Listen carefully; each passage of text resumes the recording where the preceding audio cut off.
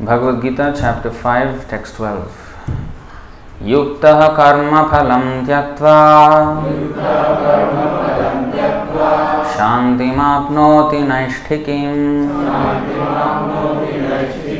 ayuktah kamakarena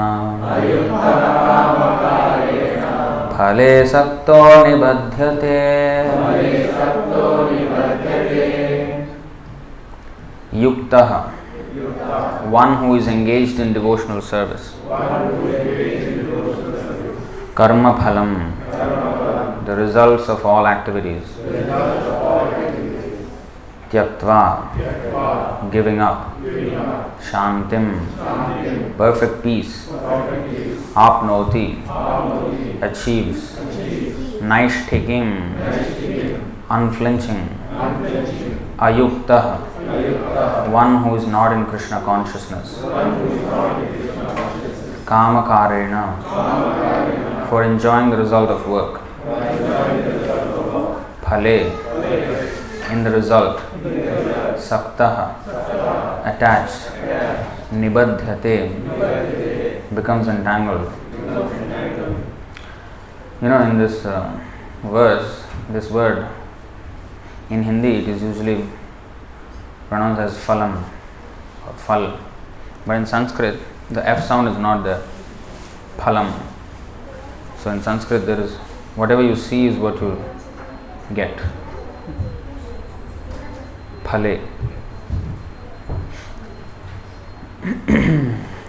Translation and purport by His Divine Grace A.C. Bhaktivedanta Swami Srila Prabhupada Ki Jai. Translation: the steadily devoted soul attains unadulterated peace because he offers the result of all activities to me, whereas a person who is not in union with the Divine, who is greedy for the fruits of his labor, becomes entangled. Please repeat. The steadily devoted soul attains unadulterated peace because he offers the result of all activities to me, whereas a person who is not in union with the Divine, who is greedy for the fruits of his labor, becomes entangled.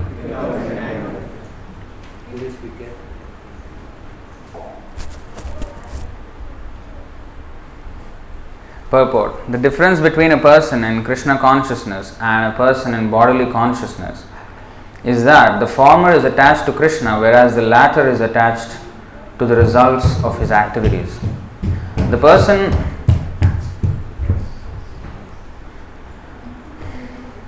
who is attached to Krishna and works for him only is certainly a liberated person, and he has no anxiety over the results of his work. In the Bhagavatam, the cause of anxiety over the result of an activity is explained as being one's functioning in the conception of duality that is without knowledge of the Absolute Truth. Krishna is the Supreme Absolute Truth, the personality of Godhead. In Krishna consciousness, there is no duality. All that exists is a product of Krishna's energy, and Krishna is all good. Therefore, activities in Krishna consciousness are on the absolute plane. They are transcendental and have no material effect. One is therefore filled with peace in Krishna consciousness. But one who is entangled in profit calculation for sense gratification cannot have that peace. This is the secret of Krishna consciousness, realization that there is no existence besides Krishna is the platform of peace and fearlessness.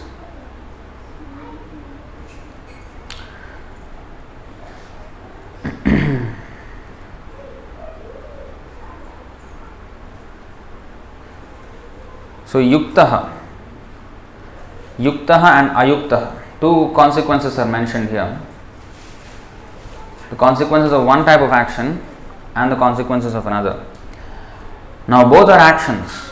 Karma phalam tyaktva shantim apnoti naishtikim kamakarena phale sakto nibadhyate. So yukta or ayukta.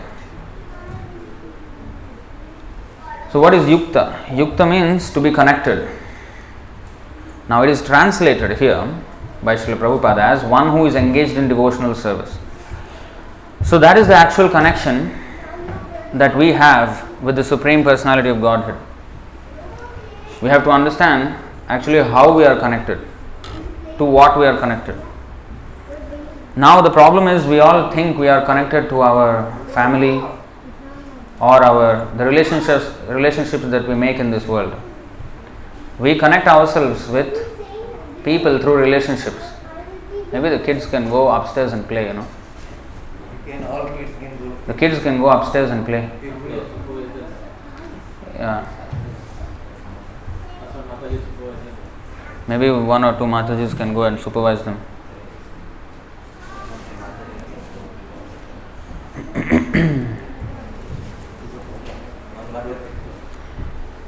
Yuktaha means one who is engaged in devotional service.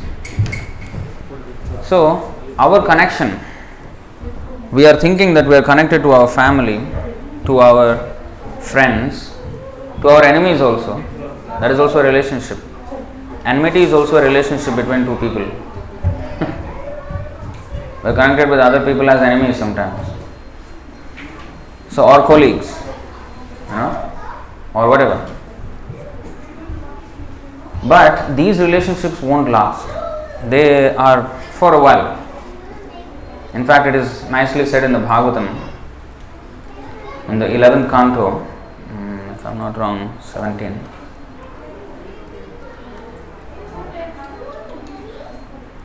You see this, 11, 17, 53. Means 11th canto, 17 chapter, 53rd verse. पुत्रदाराप्त बंधूनां संगमः पांथ संगमः अनुदेहं वियत्यन्ते वियन्त्येते स्वप्नो निद्रानुगो यथा. The association of children, wife, relatives and friends is just like the brief meeting of travelers. With each change of body, one is separated from all such associates, just as one loses the objects one possesses in a dream when the dream is over. So we may say, oh, this is not a dream, it's reality, Sometimes they pinch themselves and see whether it's reality. The problem is, the thing that you are pinching is also illusion. The body is just a longer dream. It appears real because it's just longer compared to that dream which we have in the night, which lasts a few seconds. But here this lasts for a few years, maybe 80 to 100 years. That's all. But we, the soul, as it is explained in the second chapter of Bhagavad Gita, we are eternal. We have no beginning, we have no end. That is also explained.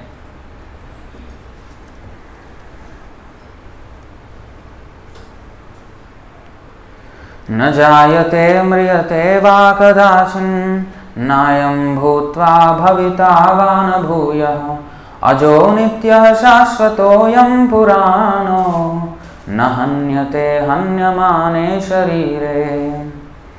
न हन्यते. See?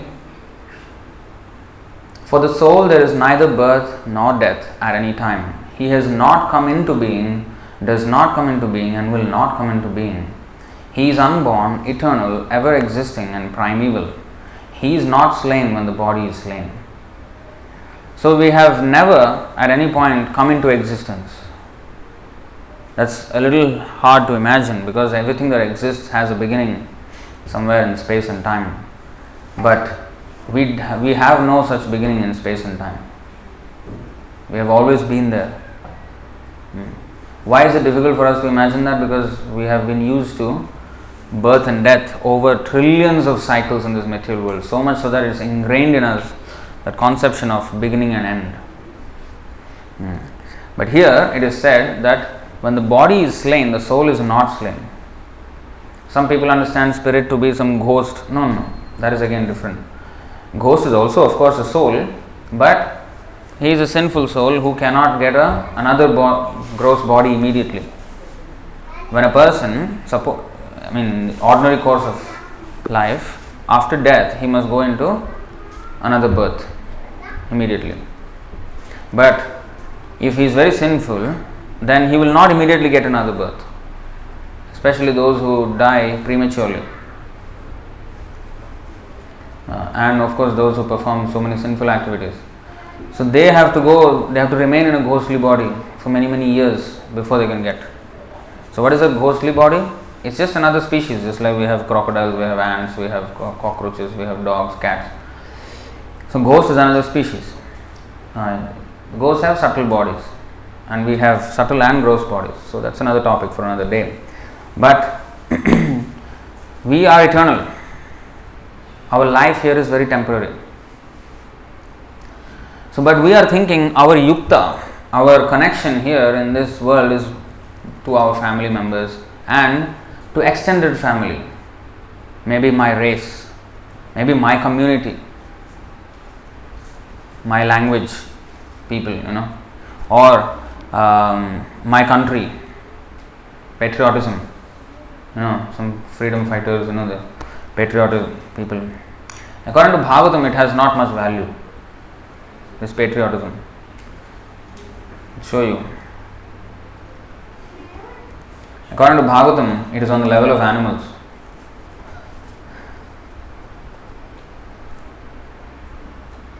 This is spoken by Krishna himself,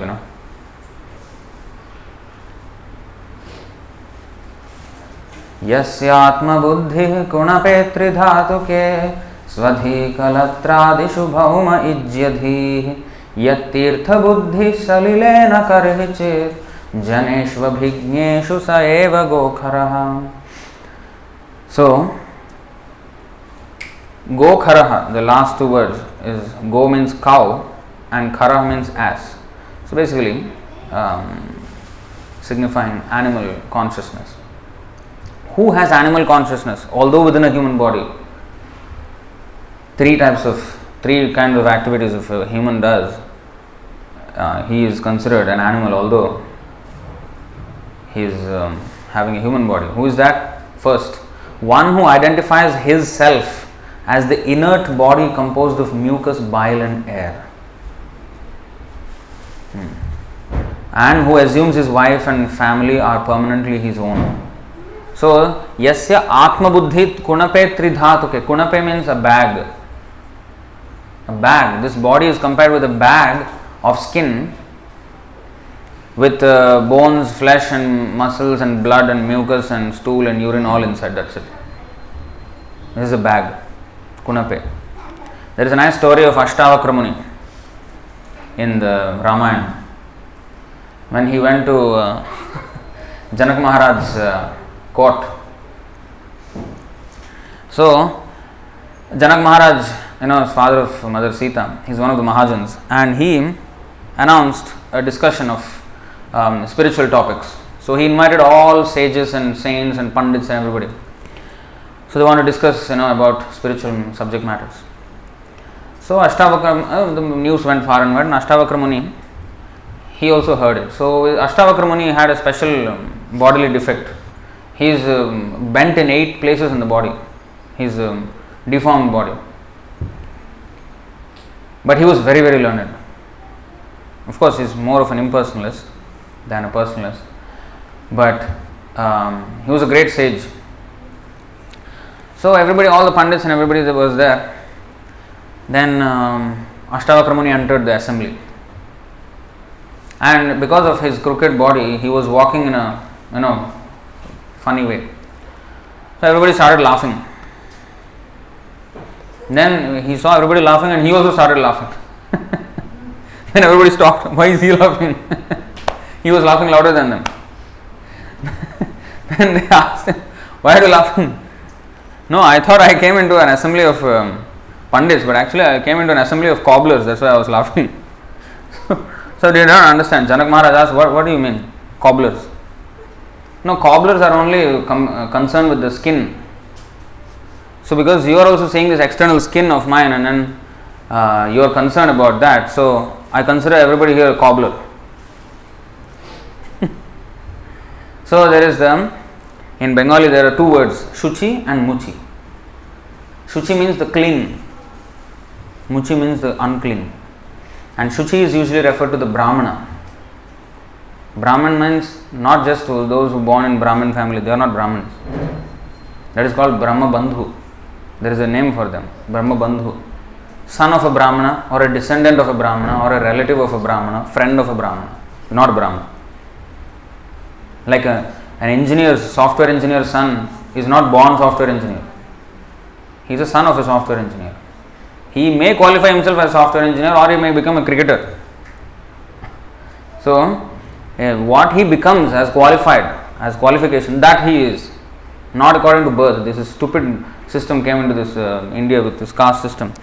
Caste system is very scientific, based on merit, not based on this birth. So anyway, Brahmanas are called Shuchi. They are clean because in thought, words and action they are clean. And how one becomes clean in thought, words and action? What is that verse we chant every day in the morning in the deity room? Om apavitra pavitro va sarvavastham gatopi va yah smaret pundarikaksham sabahya abhyantara suchihi. So, bahya abhyantara means outside and inside we become purified. How? Yah smaret pundarikaksham, when we remember Krishna. So, because they always remember Krishna, they become purified, Shuchi. And their behavior is also purified.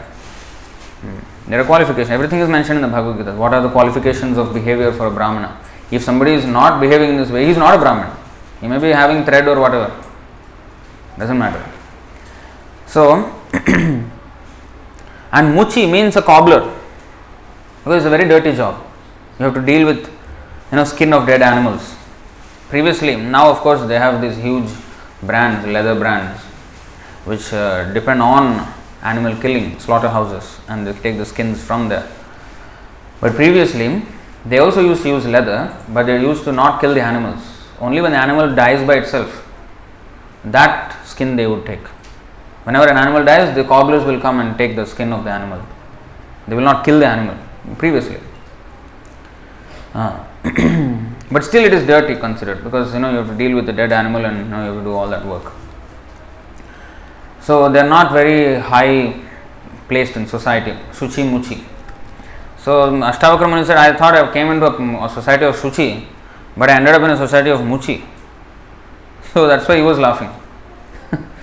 So in other words, we are thinking, the problem with us is we are thinking this bag is ourself. We are this, I am this body. I am a human being. I am an Indian. I am a man. I am a woman. I am an animal. This is actually animal consciousness, because animal also is thinking that way. So that is the first point. Who thinks his self as the inert body composed of mucus, bile and air, and who assumes his wife and family are permanently his own. This is also animal. Practically nowadays everybody is thinking like that. Who thinks an earthen image or land of his birth is worshipable. This patriotism. Motherland. Especially this is very fervent in India. Patriotism. But it only means one thing. When you have so much affection for your own land, then you will have hate for another land. It comes with it. It's two sides of the same coin. Only a devotee. That's why in the Shastras the word is Vasudhaiva Kutumbakam. Means the entire world is one family. That is only possible in Krishna consciousness. Because Krishna says, Sarvayonishu Kaunteya Aham Bija Pradah Pita. I am the father of not just Indians or Hindus or or Vaishnavas. No. I am the father of all species of life. Not only on this earth, but every single planet of the universe, and beyond the universe there are trillions of universes as we get information from our scriptures. All of them, I am the father, Krishna says. So a devotee will see family in that sense. He considers the whole world as one's family. And that's why he tries to help everyone. Whereas an ordinary person, he would only help his family members. See, that is and land of his birth as worshipable. Or who sees a place of pilgrimage, and this is number 3 now. Who sees a place of pilgrimage as merely the water there. Go to Haridwar, takes Ganga Snan, come back. That animal also can do. We are not saying we should not do that. We should do. But that's not the only ingredient in a pilgrimage. First of all, Nowadays, pilgrimage is a far forgotten word. Almost. People want to go tourism. What is this? Some materialistic places. This tourism is actually a product of atheism. Previously, people used to travel to different places, but for pilgrimage, not for just sightseeing and enjoying senses. No. But now, because God is not a priority, they still travel, but to all these so-called exotic locations and then gratify their senses. So, but even if one goes to pilgrimage, but if he only takes snan there and then does not meet with the sadhus and learn about spiritual life, then he's animal again. The whole point why we should go to pilgrimage, because in a holy place there is a greater concentration of sadhus there. Just like if you go to a business meeting and if you don't network with anybody there, why did you go there? You went to eat there and come back, or free meals. If there is a business conference, you didn't go there to, you're expected to make some contacts, something to get some advice. That's why you go there. Or if you go to a sports club, you are expected to learn some cricket or badminton or soccer or whatever you are playing. If you are going there and chit-chatting and coming back, or drinking water and coming back, or go to the toilet and take shower and coming back, is that a proper, is that the reason why you go to a particular place? But that's what people do when they go to pilgrimage. They go and take snan and come back. The whole point is because there are so many devotees there, take advantage of their association, hear something about our own spiritual life. Because the whole life we are wasting simply working and working and working day and night. And this is of course everybody is stuck in this kind of lifestyle, but we have to look at it objectively. Actually, where are we heading with our lives? See, this is the is it 2? 213, sorry.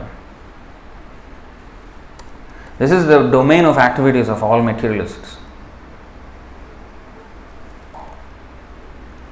These are very strong words, but please bear with them, because truth has to be presented for everybody's benefit, although it may be a little bit hard to digest.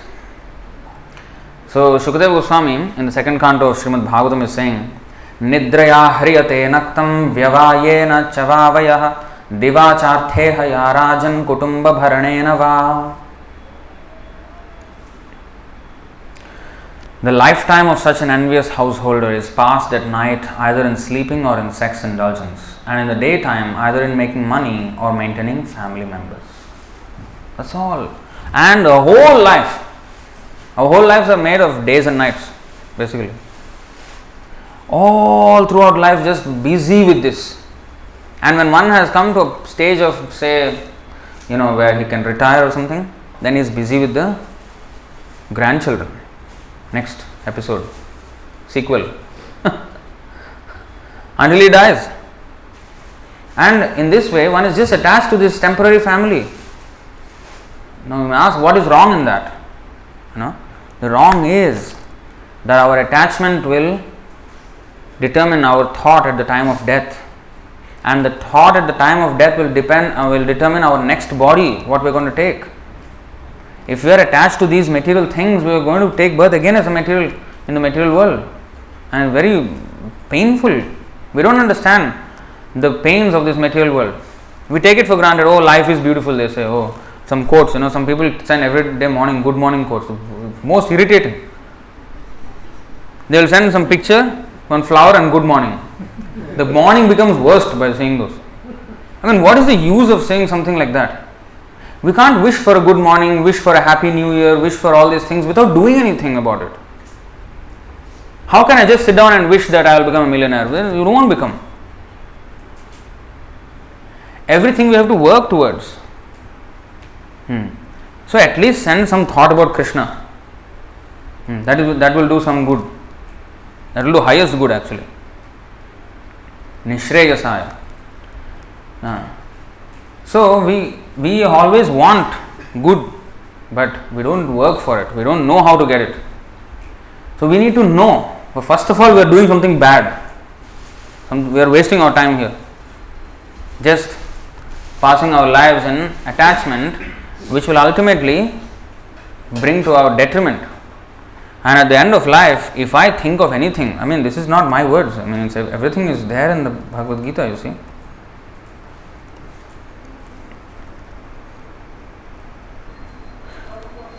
Death is usually not, people don't want to talk about death. If you talk about death, oh, don't talk about it, it's inauspicious. As if our life is very auspicious, first of all. If we don't remember Krishna, it's all inauspicious, whole life is inauspicious. But death is actually an exam. We should not fear death. We should understand actually what it is first. Because everybody is puzzled by what death is. Everybody cries.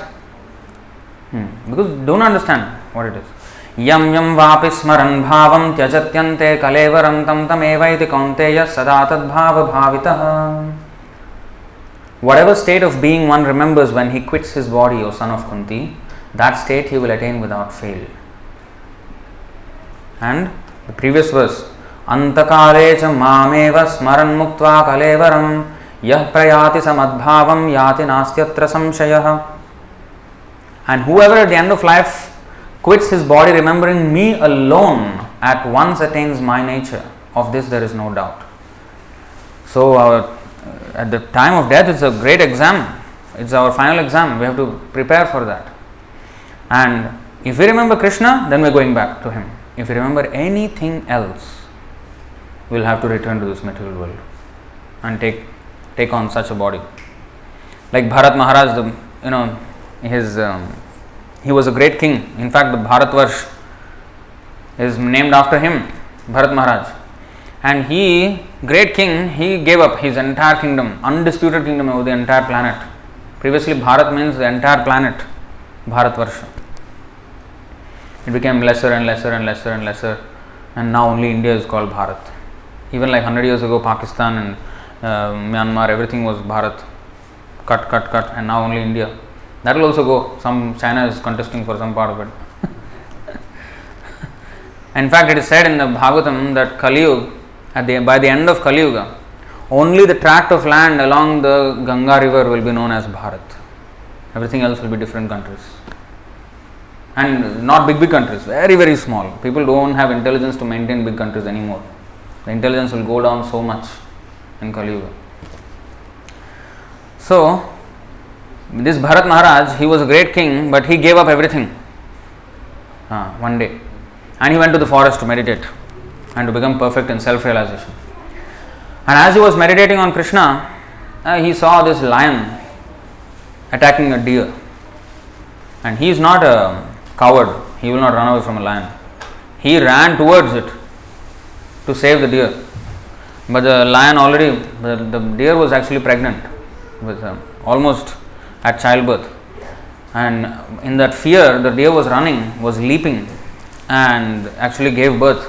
And the what is that? Fawn it is called, right? Baby deer is called fawn, right? I think so. So it fell down, and then the lion ate the mother up, and then the baby was there, the deer fawn. So he picked up out of compassion, and he was very attached, became very attached to the deer. So much so that he was always worrying for its safety and whether he is being attacked by any animals or whether it's night time, is he nearby. So he was maintaining the deer so much, and he forgot completely, completely his spiritual practice. See, this is what happened. Tasya hava ena kunaka uchchai retasmin krita nijabhimanasyaharahas tat poshana palana lalana prenana anudhyayanenatma niyamaha saha yamaha purusha paricharyadaya ekaikashaha katipayenahar ganena vyujyamana kila sarva evodasan. See what all he did. Gradually Maharaj Bharat became very affectionate toward the deer. He began to raise it and maintain it by giving it grass. He was very careful to protect it from the attacks of tigers and other animals. When it itched, he petted it, and in this way he always tried to keep it in a comfortable condition. He sometimes kissed it out of love. Being attached to raising the deer, Maharaj Bharat forgot the rules and regulations for the advancement of spiritual life, and he gradually forgot to worship the Supreme Personality of Godhead. After a few days, he forgot everything about his spiritual advancement. How great! He left the entire kingdom, the entire planet to meditate on Krishna, and he got attached to an insignificant deer. And he forgot everything. Now, if today social media, they see this, oh, he was petting the deer and saving it from tigers and lions, oh, how cute, he'll get millions of likes. Nowadays cat videos will get millions of likes. No. But Krishna doesn't care about the opinions of cats and dogs. He is seeing what is this person doing. Yamaraj also will not see whether you petted a deer, whether you saved a deer from a tiger, whether you're a big hero or what. No. You got attached to a deer, you become a deer. Next life you became a deer. This is Bharat Maharaj. He actually became a deer. The story is there. And then after that, he remembered, by the grace of Krishna, he remembered his past life. Because he did some spiritual progress, Krishna made him remember. Then the deer was so repenting. What did I do? Then he just went back to the same ashram and he was meditating on Krishna again and eating only leaves that have fallen down from the tree, not even taking from the tree. And in this way he lived very simply and waited for the body to be finished. And once that body was finished, next birth he was born the son of a Brahmana. But this time, although he was very, very intelligent, nobody could match his intelligence. But from the very beginning of his birth, he behaved like an absolute fool, retard. That's why his name was called Jada Bharat. He behaved like a dumb fool. Somebody who was mentally retarded. So that nobody will take interest in him. He did not want any attention. Because he thought, if everybody knows that I am, very intelligent or what, then the family will be very proud of me and then they will find a girl and again I will get entangled in the same things. I don't want. He preferred to be a dumb fool.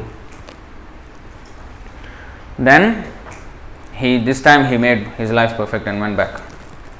So in this way we have to understand that actually all these things that we are getting attached to are the silkworm, like it weaves the cocoon and becomes trapped inside. Like that we are getting trapped inside all these things. This is attachment. That's why it's called Maya Jal, the network of Maya. So we have to become Yuktaha. Today's verse, Yuktaha. We have to get connected with Krishna. Always think of Him. Now we have said that attachment is the cause of all bondage. But the thing is, the irony is that we can't be detached. That is our nature. Nowadays, people have to sit in quarantine alone if they go somewhere. It's hell for 14 days, wherever they are. Alone, it's, you always want to do something, at least phones are there nowadays to communicate.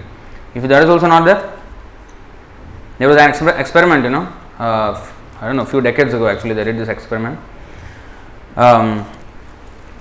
They deprive the sensory activities of people and see what they want to do, what they do.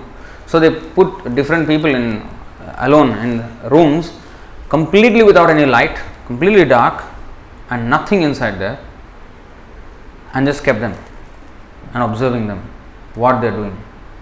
So people stayed for 2 hours, 3 hours, 5 hours. Some people became restless after 5-6 hours. They became restless and started to feel what is there in the room or something became.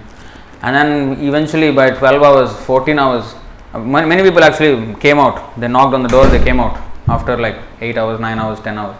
Some people lasted 24 hours, already becoming completely hysterical. And I think maximum they lasted for 48 hours and maybe a little more than that, the last man out.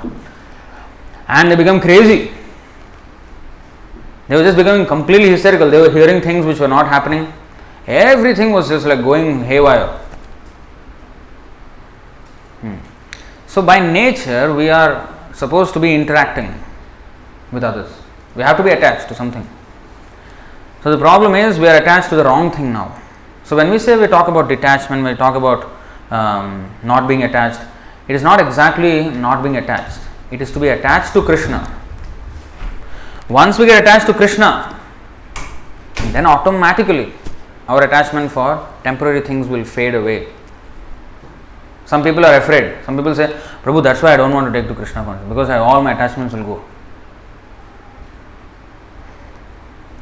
I'll become disinterested in what I'm doing. So that's why I don't want to take. Later when I become retired, that time I will take. Where is the assurance that we will retire? What if I die tomorrow, today? Where is the assurance? Why are we making plans as if we have eternal lives in this material world? We have to understand the very fact that death can come at any time. And we have to wake up to that reality, not hide it in the closet or under the carpet. Oh, don't talk about death, don't talk about death. Inauspicious. New Year, don't talk about death. So, we have to understand it. It will come. It will not wait for whether it's a new year or old year, or it will come at any time. So, we have to understand what exactly it is so that we know how to deal with it. And we have to prepare for it. Death is not just an event. Yeah, in one sense it's an event. It happens in a split second. But then after that there is a journey after that. The thing is, we don't believe. We don't believe. It's foolishness actually not to understand that there is afterlife. Foolish. How? If there is no reincarnation, then why are there so many species of life? What gives rise to so many species? What is the cause? One man is poor, one man is rich. Why? The only answer is karma. And karma means he has acted, and based on his actions he is given a body. If he has acted before he was born, that means he was present before he was born. He was living before he was born. That means there was previous life. If you negate that, if you think, oh no, there is no previous life, next life, no, then you explain now how these different varieties came about. What is the cause? There is no other answer. The scientists say, oh, by chance. By chance. That is the most stupid answer. When you don't know the answer, then there is a chance. Nothing is by chance or accident. There is no such thing as an accident. Even the so-called thing we call it an accident, it's not an accident. Everything is planned. But because we do not know how things are working, it appears an accident. Like ants, they are walking in some line, and then if you go and then brush aside some ants and they fall over the window, and then for them it's an accident. Oh, something happened and we fell down. But it was not an accident. You know it because you did it. There was a plan. So they don't see our work. Just like that, the demigods, the devatas, under the order of Krishna, they are doing things which we can't see. But there is no such thing as an accident. So everything is planned. Planned accident. Planned accident. If it's planned, it's not an accident. If it's an accident, it's not planned. So we call it accident because we don't know the plan. That's only the thing. We are ignorant of the plan. So when the scientists say it's all by accident, it's all by chance, it's all by some, survival of the fittest, whatever they say. No. It's not so meaningless. It's full of meaning. There's a full plan and full execution of going on. Full systematic arrangement. Karmana daivanetrena jantur dehopapattaye. So we have to understand those mechanics of life and death, and then do what we need to do with our life. The only thing we need to do is connect back with God. The reason why we are suffering in this world is because we have disconnected from Him, and as long as we remain disconnected from Krishna, ayuktaha, then we will work in kamakarena. In today's verse, ayuktaha kamakarena phale sakto nibadhyate. We perform actions to get the fruits of those actions, and that will cause us to remain in this material world. So we have to act. How we have to act? That is explained also in Bhagavad Gita.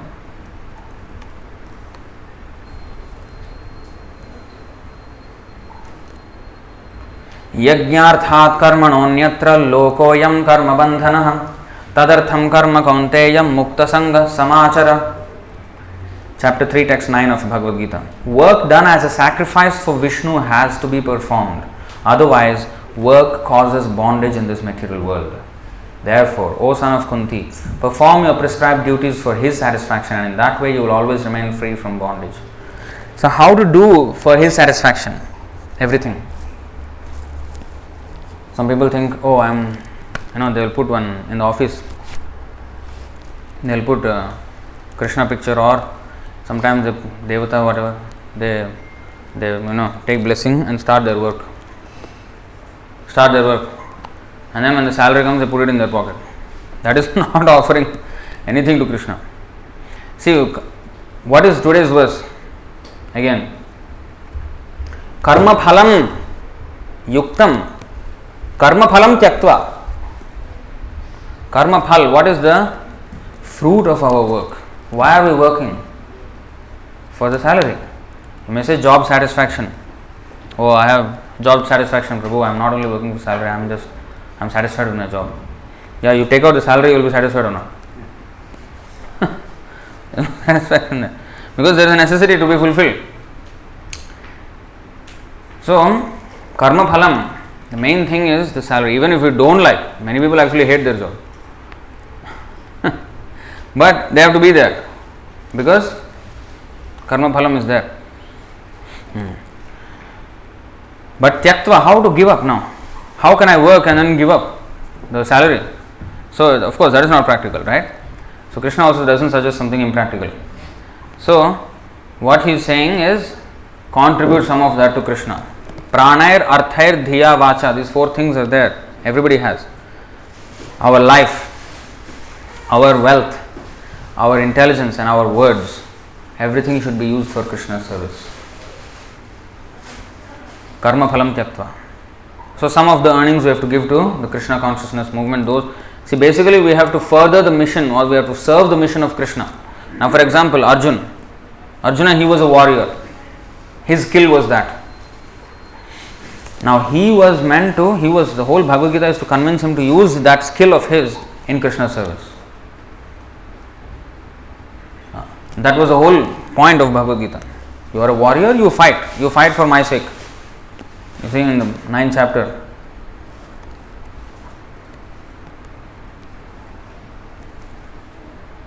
Yat karoshi yad ashnasi yad juhoshi dadasi yat tapasyasi kaunteya tat kurushva madarpanam. Whatever you do, whatever you eat, whatever you offer or give away, and whatever austerities you perform, do that, O son of Kunti, as an offering to me. Even if you want to give away charity, give to Krishna. I may ask Krishna why he needs charity. Why does he need charity? He is the owner of everything. Well, Krishna is saying, you give to me. Whatever you give away, you do as an offering to me. Oh, then they say, oh, Manav Seva is Madhav Seva. That is not anywhere in the Shastra. There is somebody who created. Man created that idea. No. In fact, the other way is true. Madhav Seva is Manav Seva. If you do serve Krishna, then it is actual service for mankind. Now people think, oh, we must give to the poor. You give to the poor, what will happen? Are you really helping him? The real help, first of all, you must understand the root cause of his suffering. He is suffering because of some karmic reaction from the past. Now, how to mitigate? It's not, oh, this is karma, let him suffer. No. Yes, we have to do something about it, right? But how it is to be done? These are two things in always anything. The intention and the actual method. Just having a good intent is not enough. We have to know how to help. Like if somebody is drowning in the water, if I don't know how to swim myself, but I have a good intention, I jump into the water to help that person. My heart doesn't allow to see him dying in the water.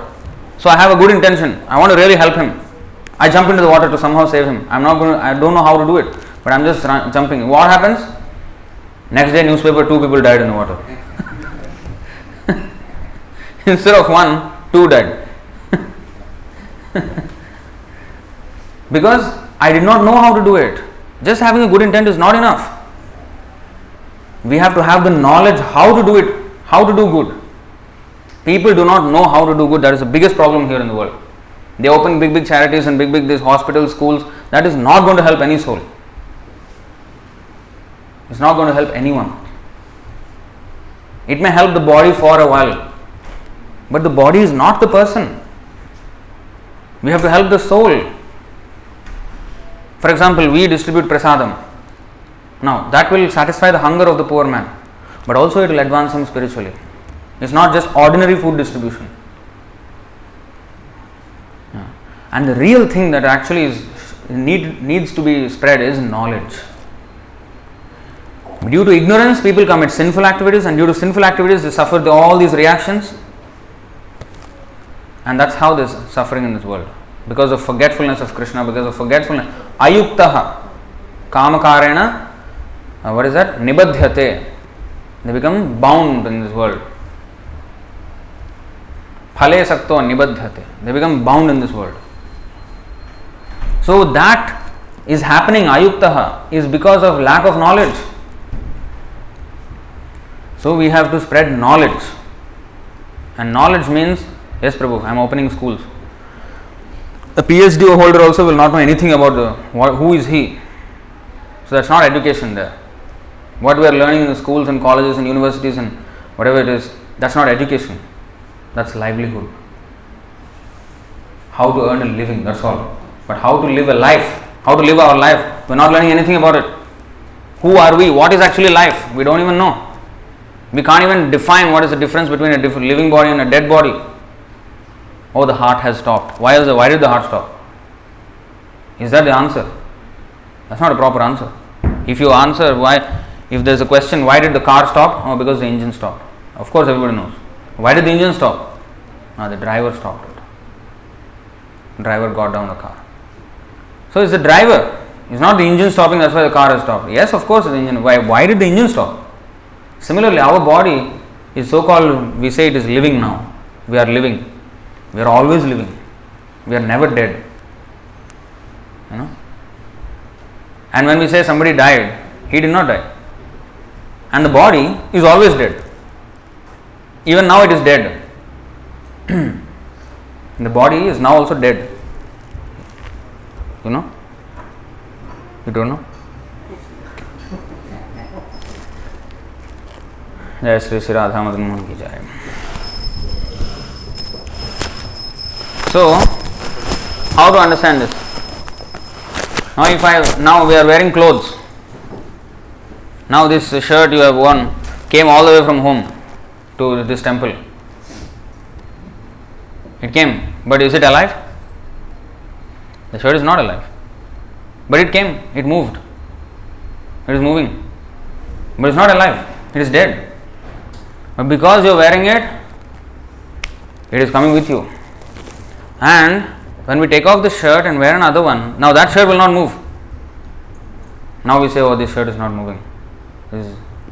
Of course, we don't say it is dead or living because we don't think that way. But actually, this Bhagavad Gita says, you see,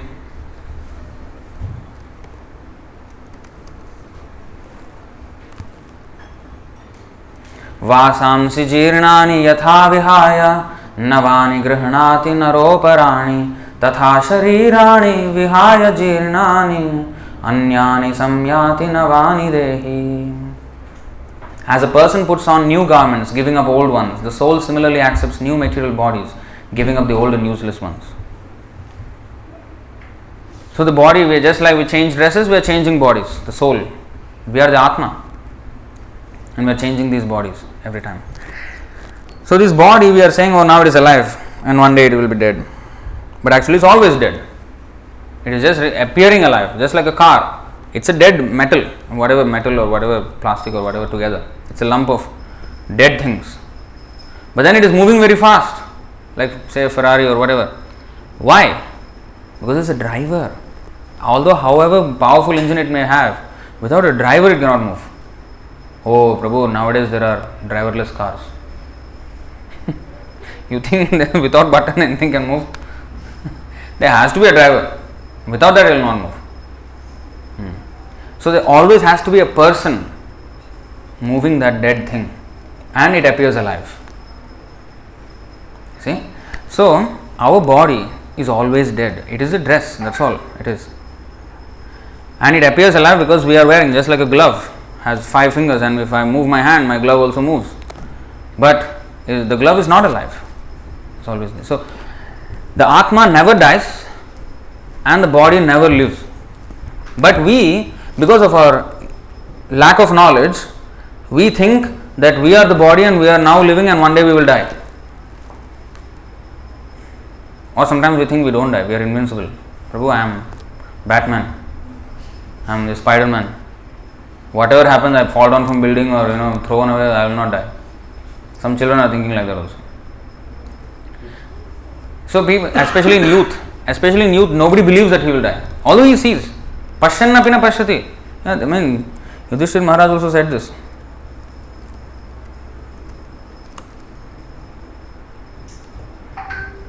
Yamaraj once asked Yudhishthira Maharaj, what is the most wonderful thing within this world? Maharaj Yudhishthira replied in the Mahabharata, Ahanyahani bhutani gachanti ha yamalayam shesha sthavaram icchanti kimascharyam atah param. Hundreds and thousands of living entities meet death at every moment. But a foolish living being nonetheless thinks himself deathless and does not prepare for death. This is the most wonderful thing in this world.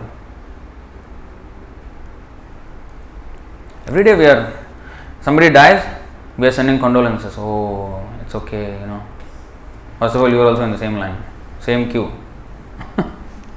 We are also in the same queue. As if we are consoling someone. We are also in the same queue. Suppose you are in a queue where the man in front is getting executed, cut.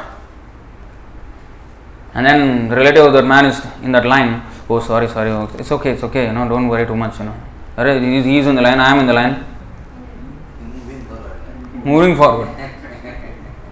And, when you go to this, nowadays any service center or, in immigration building, you sit there and wait for your queue number. And what is the scrolling line that goes on? Huh? Yeah, they say the queue number may not be in sequence. So, it's not that, oh, he is an old man, he died, I have a long way to go, I am still only 10 years old. No. You may not be called in sequence. Next maybe I may be the one. I don't know where I am in the queue.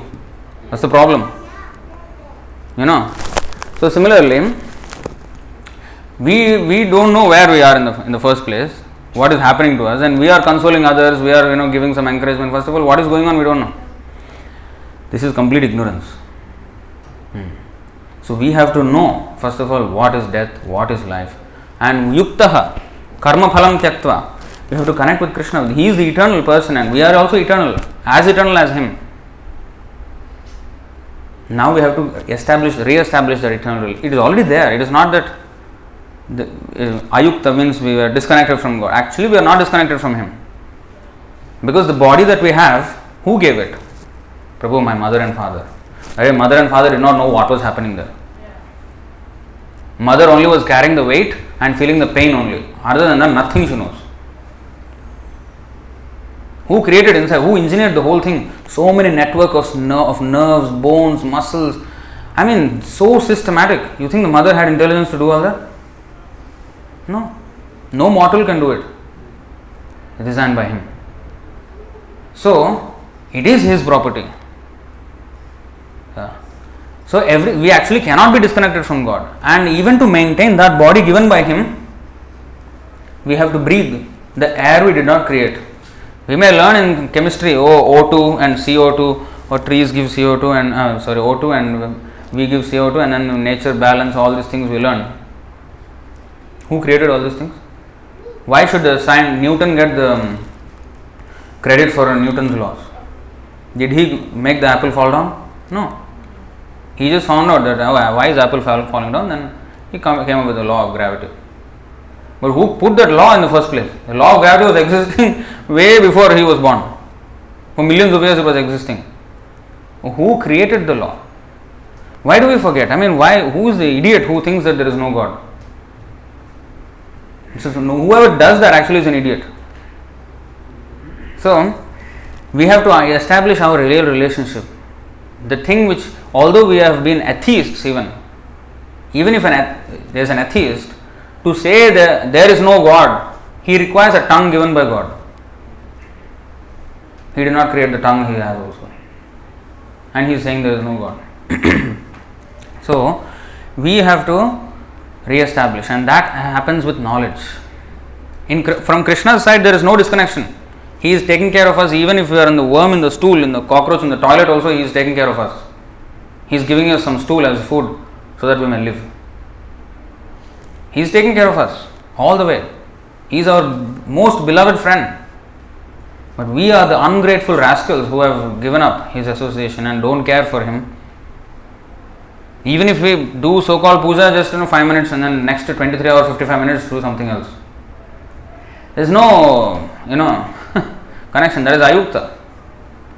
Yukta means 24 hours thinking of Krishna. In fact, sahanistan mahachidram samoha sacha vibhramaha yanmuhurtam kshanam vapi vasudevam na chintayet. It is said here in Vishnu Puran. Show you. Even a small, let me just take that verse.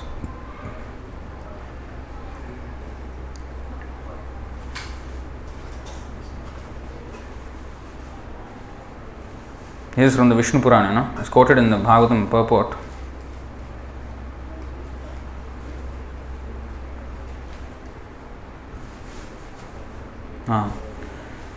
You see this verse. If even for a moment remembrance of Vasudev, the Supreme Personality of Godhead, is missed, that is the greatest loss, that is the greatest illusion, and that is the greatest anomaly. Even for a moment, we are hardly remembering. If in our complete health, in our prime of health, in our pink of health, if you can't remember Krishna, what we will remember at the time of death? When everything gets disarranged, we don't even know. Maybe we will go into a coma. Who knows? How are we going to think of Krishna? If in our pink of health we can't remember him. So we have to think, I have to become more serious. That's why we have chanting. The best way to think of Krishna is chant his name. This meditation all won't work. I'm telling you, frankly. That is for Satyayuga. It is stated in the Shastra, Kriteya Dhyayato Vishnu. If anybody is doing meditation, stop it. Stop it, no use. Chant. Take beads. Hare Krishna, Krishna Krishna, Hare Hare. Hare Rama, Rama Rama, Hare Hare. Harer Namaiva Kevalam. Kalau Nastyeva Gatiranyatha. In Kali Yuga, only Harinam will work. 3 times it is said. And 3 times also it is repeated. Nothing else will work.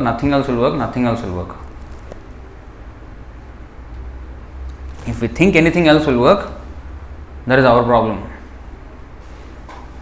We are just being illusioned.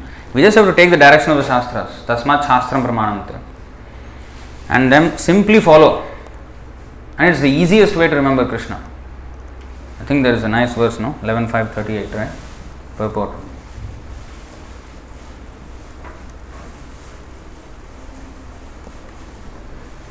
Agachit smaranam Vishnur bahvayasena sadhyate oshta spandana matrena kirtanam tu tatovaram. Let me take out.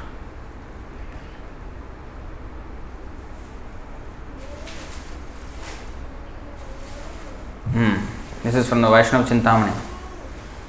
Although capable of destroying all sins, the remembrance of Lord Vishnu is achieved only with extraordinary effort. On the other hand, one may perform Krishna Kirtan simply by moving one's lips, and thus this process is superior. We are all into shortcuts, cutting corners. Krishna is also giving us shortcut. One person asked me many years ago, this is so easy to go. No, going to God cannot be so easy. It should not be so easy. It is the most difficult destination, so the path has to be difficult. Krishna has given it easy. Who are you to say? He want to do something, he want to, do some big tapasya. First of all, he cannot do also. No, going to God should not be so easy, right? It's the most difficult thing. No, but Krishna, he can make it easy. Just by moving one's lips, one can have the complete benefit of meditating on Vishnu that people used to have in Satya Yuga. And this process is superior. Why? With minimal effort we are getting maximum returns. Why? Only a fool would not take this offer. Free, mouth is free, already given to you, tongue, unless one is dumb. That is also stated, Akrishte krita chetasam sumanasam ucchatanam chamhasam. This is a beautiful verse. Achandala mamoka loka sulabho vasyascha mukti shriya no diksham na cha satkriyam na cha purash charyam managikshate mantroyam rasana sprigeva phalati Shri Krishna namatmaka. The holy name of Lord Krishna is an attractive feature for many saintly liberal people. It is the annihilator of all sinful reaction and is so powerful that save for the dumb who cannot chant it, it is readily available to everyone, including the lowest type of man, the Chandala. The holy name of Krishna is the controller of the opulence of liberation and it is identical with Krishna. When a person simply chants the holy name with his tongue, immediate effects are produced. Chanting the holy name does not depend on initiation, pious activities or the purascharya regulative principles generally observed before initiation. The holy name does not wait for any of these activities, it is self-sufficient. Of course, when one chants it without offense, yes, no initiation is required, no purascharya, nothing. But because people are usually addicted to so many material attachments and sinful habits, sometimes even in their minds, so therefore the initiation process is also described by Chaitanya Mahaprabhu himself. Yes, although the holy name is so powerful, because we are not chanting it purely, and therefore initiation, all these other purificatory rituals are also necessary. That's why they are in place. But you see, the holy name is so powerful. It is readily available. Tongue is free, everything is free. So just have to open our mouth. Okay, beads you have to buy.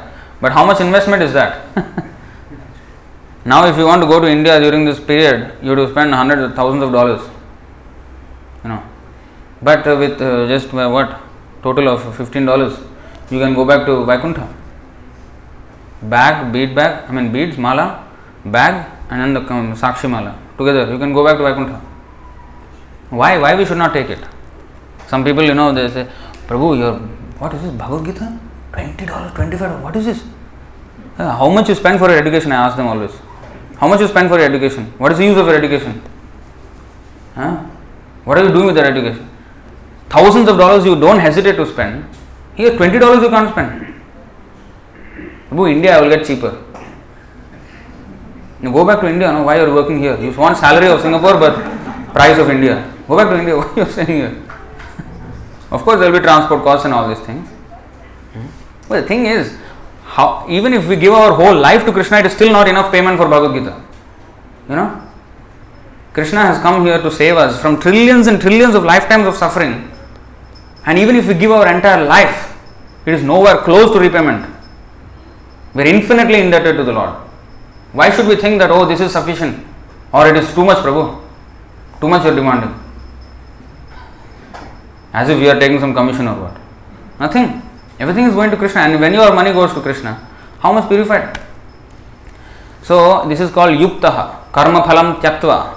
If we are too attached to that money, then it will definitely go in another way.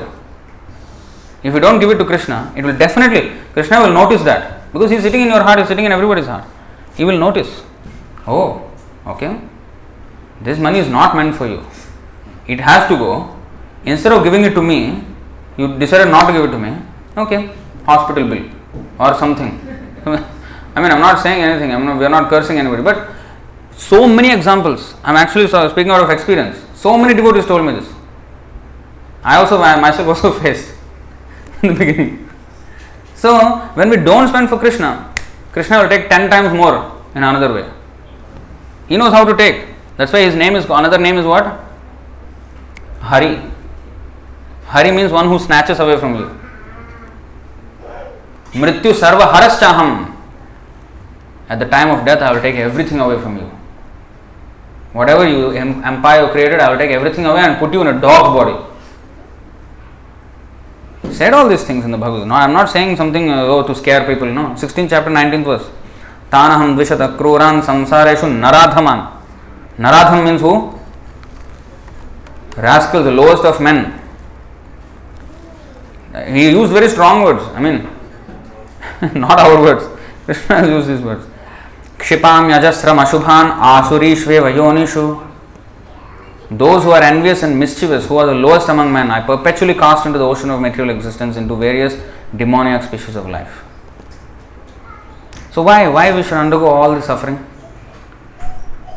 Therefore, we have to listen and nicely follow. And if you are not convinced, read books. We have enough books that your lifetime is not enough to finish these books. Bhagavad Gita, Srimad Bhagavatam, Chaitanya Charitamrita. And Bhagavad Gita is not a book, or Srimad Bhagavatam, all these books are not books that you will understand once you read. No. Even if you read 100 times, you will find newer and newer understandings of these things. So you can never say that you have read them. So there is so much nice philosophy and chanting Hare Krishna, nice prasadam, association with wonderful devotees. Why we should give this up? So please take it up and make your life successful. So I will end it here. Of course, there is so much more to be spoken, but we don't have so much time. I don't know if you have any questions or comments, you can ask. Again, voice is low. Why?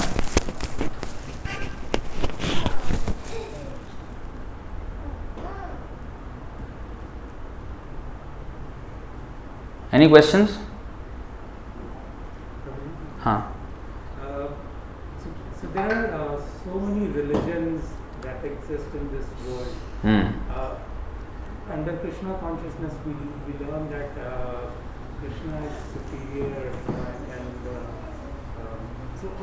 how do we see tolerance to other religions under Krishna consciousness? So first of all, you have to understand that religion is only one. There is no different religions at all. Religion means it is defined in the Bhagavatam.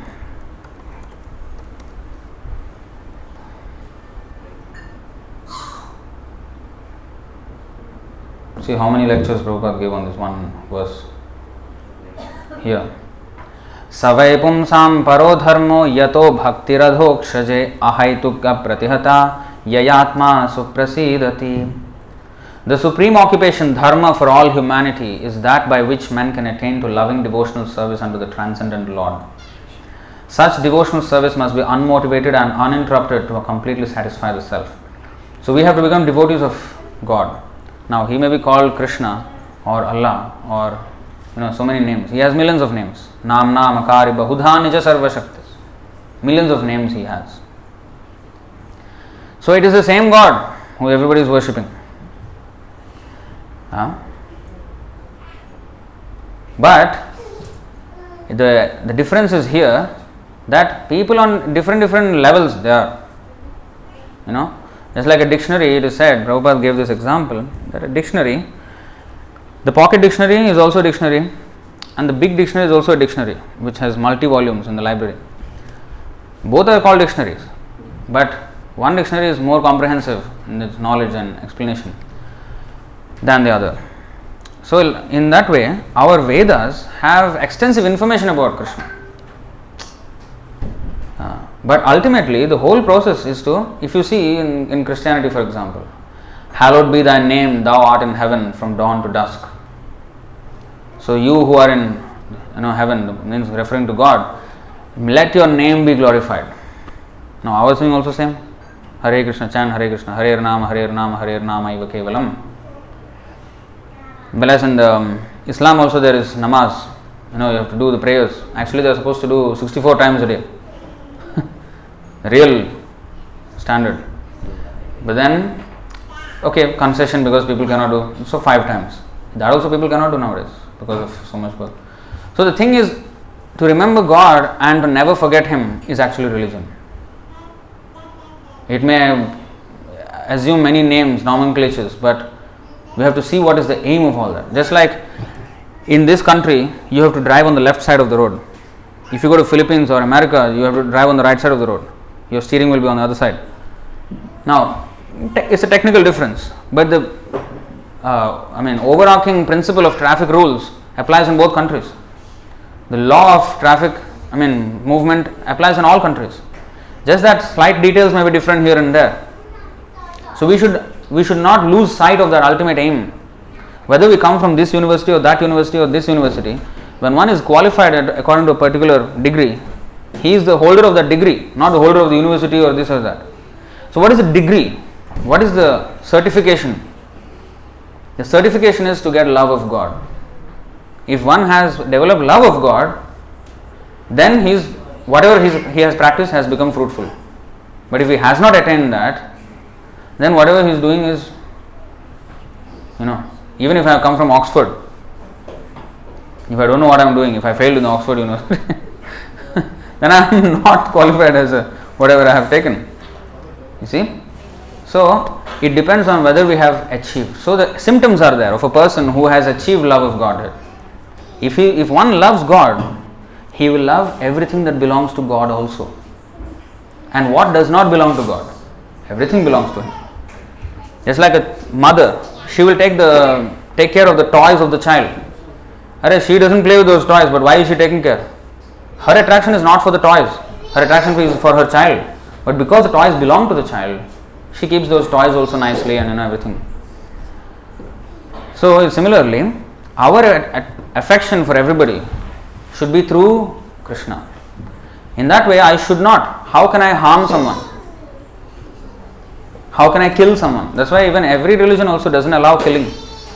Even in the commandments also there is 10 commandments of Christianity. Thou shalt not kill. It's only the people are not following. Whether it's Hinduism or Muslim or Christianity, nowadays the thing is, the following is the waning aspect. But if anybody follows anything sincerely, he will definitely advance. So this is and our Harinam Sankirtan, the Sankirtan Yajna, is the highest expression of religion. This chanting of Hare Krishna is the highest expression of religion. Krishna is the perfect name for God. Why? Krishna means all attractive. Krishna means all attractive.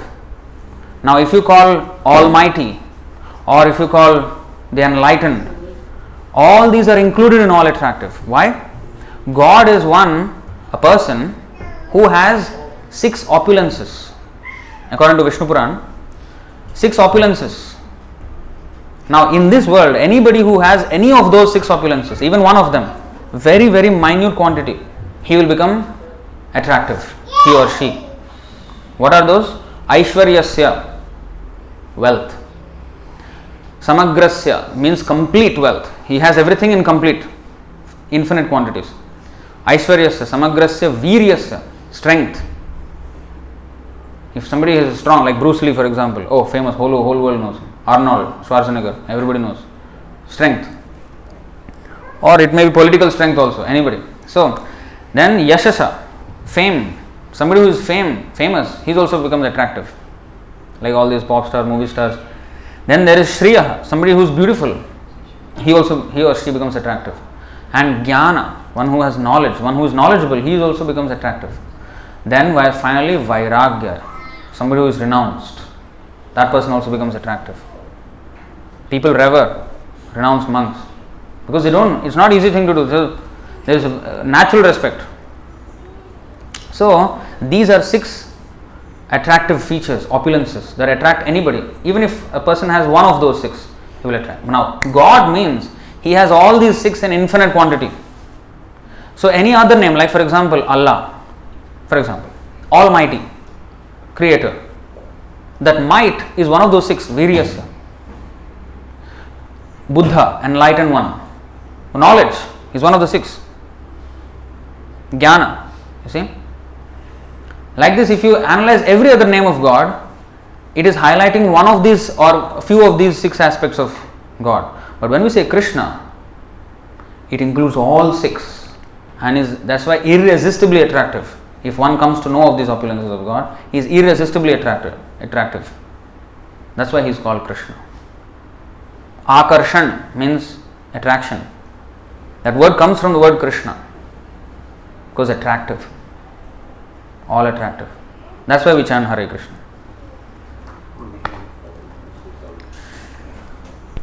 Any other question?